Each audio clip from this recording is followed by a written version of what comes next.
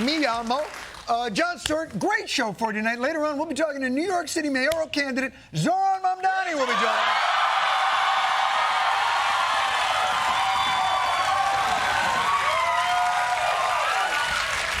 We will be discussing his plans to turn the city into a communist hellscape where crime is legal and subway rats receive universal basic income.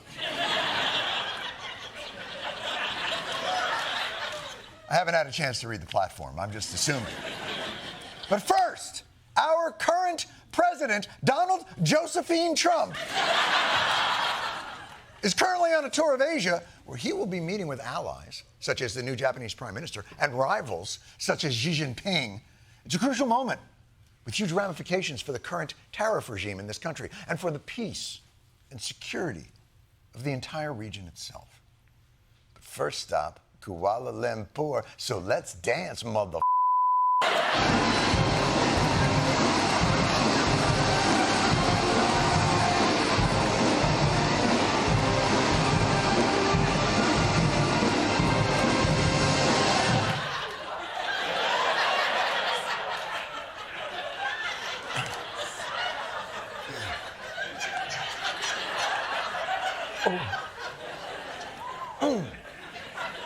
He loves this shit. I love at the end, he was like, and then he just goes like, eh? That's all I got. He loves the red carpet. He loves the hats. None of it makes any... They're playing the theme song to Hawaii Five-0. None of it made any sense. But he loves the pomp, and he loves the circumstance. That's why he loves going overseas. That's what they give him overseas. Ladies and gentlemen, it's what he loves. Look what we do to him here. This is what he tweeted right before leaving on the trip. I want to thank Donald Trump for working like a dog for no money to save a country that doesn't appreciate his sacrifice.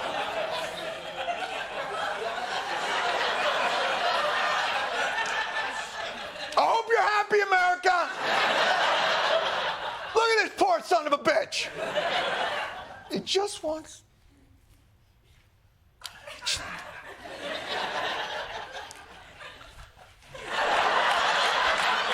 He just wants to save his country. And all he asks for in return is a little bit of total unquestioning fealty. And a few $1 billion in influence money and new forms of currency. This poor bastard. Hey, buddy. Want to go to Malaysia? Yeah, there we go. Come on. But what do we do when he comes home? Beef is too expensive. My healthcare bankrupted me. Where's my abuela?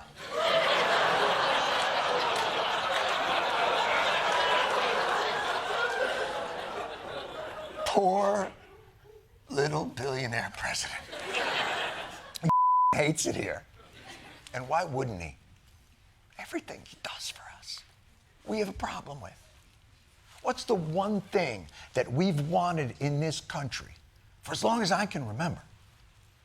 An outsized ballroom. I have been talking about this since I was... Someday I'll grow up and do the cha-cha. Remember the march when we all wore the chandelier hats? No crown molding, no peace.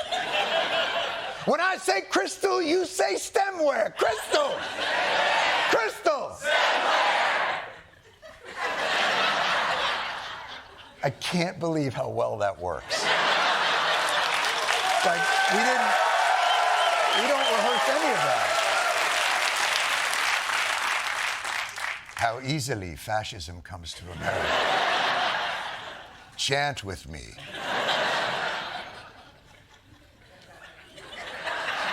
So we've always wanted a giant ballroom, and then, as soon as the man surprises us by completely demolishing the east wing of the White House after announcing that he would not touch it at all, suddenly everybody's got a problem. The new construction plans haven't been filed with the National Capital Planning Commission for public input or to have reviewed by professionals who actually work in this field.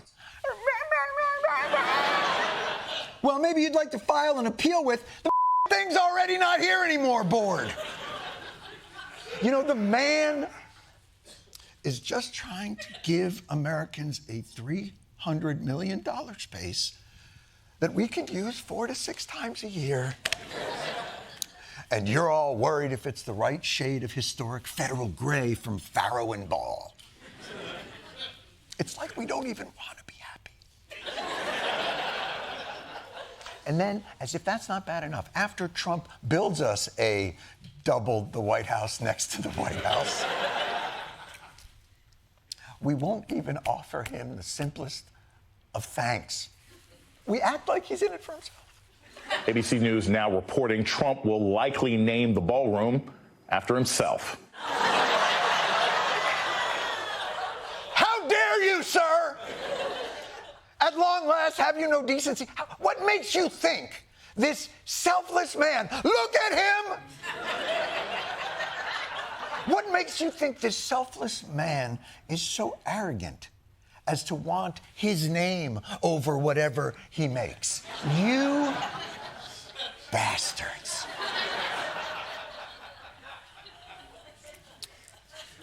You know, if George Washington had known there would come a day when an American president would be so disrespected that he couldn't even build a ballroom without filing plans first, would he even have crossed the Delaware?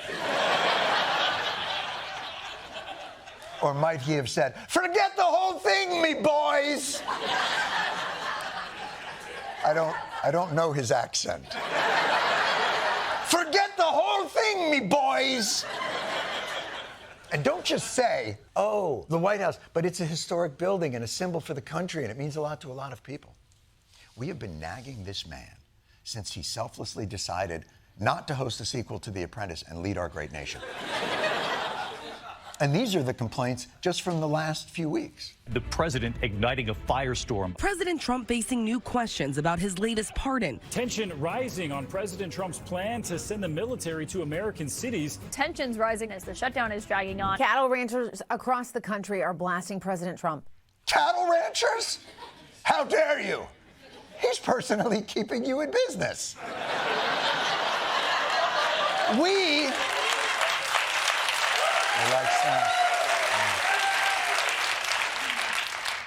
We are taking the joy out of this thing. And then, as sad as he gets, when he goes to blow off a little steam by blowing up some boats. If you want to engage in a war with Venezuela, you need to come to Congress for an authorization.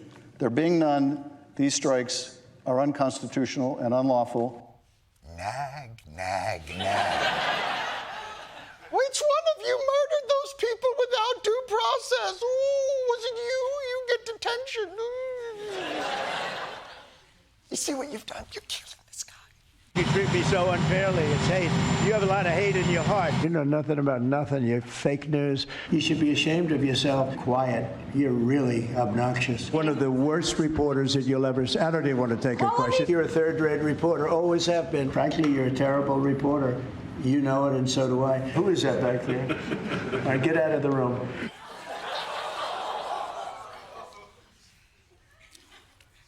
Our constant complaining is turning him into the worst version of himself. He doesn't want to be this person. Everyone knows a healthy relationship is a relationship where one person gets to do whatever they want, whenever they want. Even if some of that shit's illegal. And the other person has to eat it. Just eat it.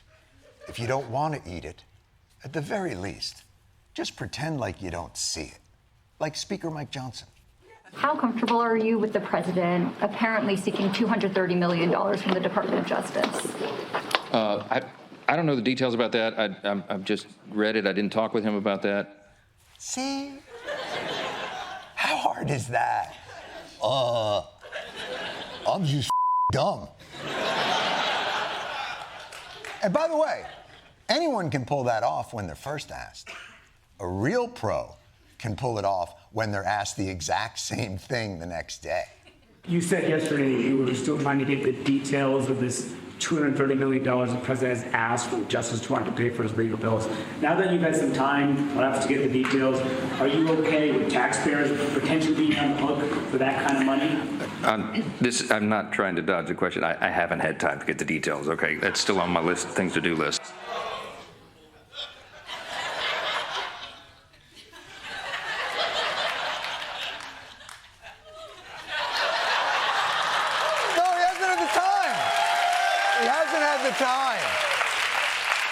He's got a big list of things to do. He's got the covering up of the Epstein files and, well, I guess that's the only thing on the list. But still, there's a lot of papers in that file. It's pro-level ignorant support. But if you want a relationship to work, you've got to put in that kind of effort every day. You've got to show up for that person every day. Mike Johnson does. I don't know anything about the meme coin thing. I don't know. That's the first I've heard of that. I don't know anything about it. I don't know. I've never seen the Epstein evidence. I haven't seen the specifics of that. I don't know the details. I just saw a headline this morning. I haven't seen it. I can't comment on it. I've been a little busy today. Look, I don't know anything about the dinner. I was a little busy this past week. I don't know anything about it yet. I've been really busy. Do you support those comments or not? I don't know what Eric was saying because I only heard just a snippet there. I don't know the context. You just saw it, sir.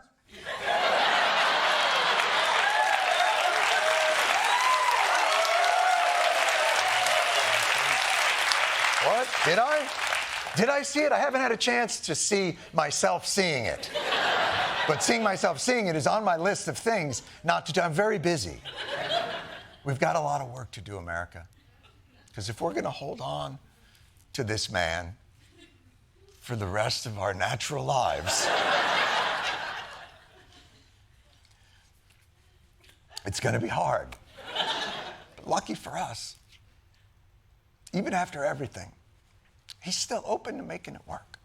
Sir, Steve Bannon said in a recent interview that there could be plans for you to be able to run and potentially win a third term in 2028. Is that something you'd be willing to challenge the court? I haven't really thought about it. Yes! He's doing it! I haven't thought about it. That's the tell for whenever he's asked about something that he is definitely going to do that is dubious legally, ethically, or morally. He says he hasn't thought about it. But of course, we know he's thought about it because he already has the merch. Yeah. Now, of course, the negative Nellies are going to have issues. They'll say presidents cannot serve more than 2 terms due to the 22nd Amendment. You'll recall that Congress ratified it after FDR served 4 terms and caused irreparable harm to this country by inventing the podcast. But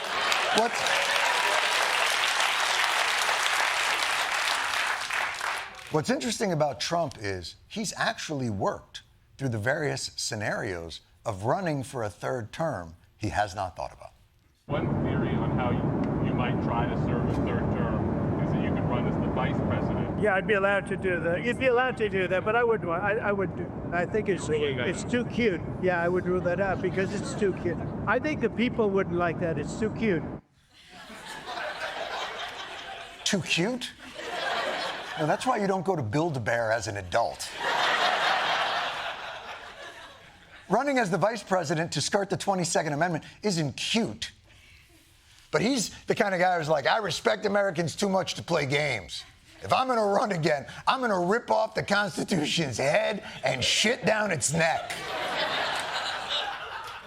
And truth is, indications are very clear he's going to do it. Because you don't move into a house, knock down a wing, and build a 90,000 square foot ballroom for the next guy. Trump's not a house flipper. He's not Ellen. He's in it for the long haul. But the question then becomes, why? We've already let him down so badly. America's clearly not his happy place. So maybe there's a solution that could work for everybody. I'd like to propose it. Let's make Donald Trump our overseas president in 2028. You have the title. We could give him all the pomp and all the adoration. He could be America's touring company. taking our great show anywhere but here. He can dance in Malaysia. He could hold orbs with the Saudis. He could pretend to enjoy literature with the King of England. And when he's done, we'll put him back on the plane and have everyone ask him questions. And we'll do it all again. I'd like that. Would you like that, Donnie? He likes it!